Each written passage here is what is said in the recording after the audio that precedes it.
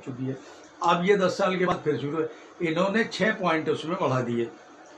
और सबसे भयंकर उसमें Aadhaar card, PAN card, driving licence, ये सारे, इसमें सबसे खतरनाक पॉइंट जो बढ़ाया है कि आप अपने पेरेंट्स का ये बताएं उनका जन्म कब हुआ और कहाँ हुआ।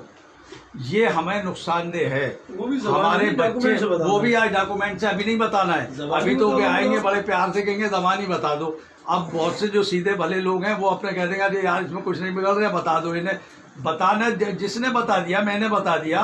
अब वो कागज लेके चला गया अपने ऑफिस में, महीने में, 2 महीने में, 3 महीने में देखेगा अच्छा ये मुसलमान साहब हैं, उसके आगे फार्म के लिख देगा डी का मतलब होगा डाउटफुल सिटीजन, और डाउटफुल सिटीजन के लिए फिर आएगा एनआरसी का नोटिस कि भाई ऐसा है तुम डाउटफुल हो, तुम पिछा गए, तुम यहाँ के हो ही नहीं, तुम यहाँ के नहीं हो। अब तुम अपने माँ और बाप का भूल जाओ पैदाइश सर्टिफिकेट, अब तुम प्रूव करोगे हमारे बारिश दरियागंज में पैदा हुए, माँ हमारी ओखला में पैदा हुई थी, वो लाओ। उस जमाने में ना तो वोटर आईडी थी,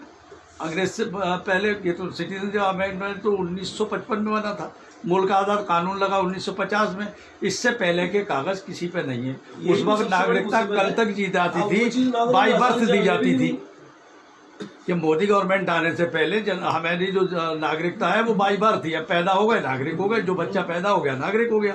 अब इन्होंने ये जब मांगेंगे तो हम वहाँ नहीं दे पाएंगे, तो इसी को हमारा आगे बढ़ा दिया जाएगा, एनआरसी हमें के रजिस्टर से बाहर करा जाएगा। अब होगा कि अब आप ट्रिब्यूनल कोर्ट में जाओ,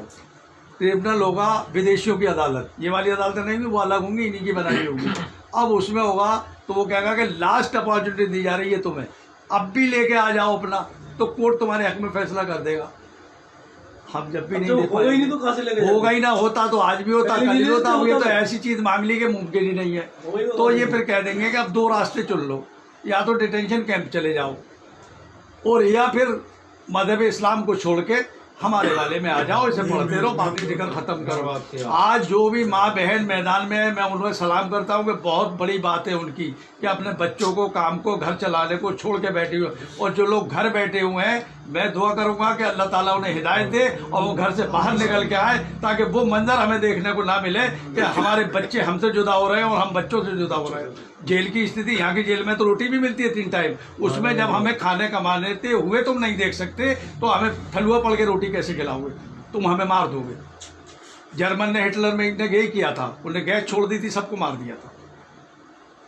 अगर उस दिन को अगर आदमी, हम और आप अगर सोच लोगे, तो मैं समझता हूं कि ये नौबत आने से पहले, और इसके अलावा हमारे पास कोई रास्ता नहीं है, इस प्रोटेस्ट के अलावा कोई, और प्रोटेस्ट भी हमारा शांतिपूर्वक ढंग से,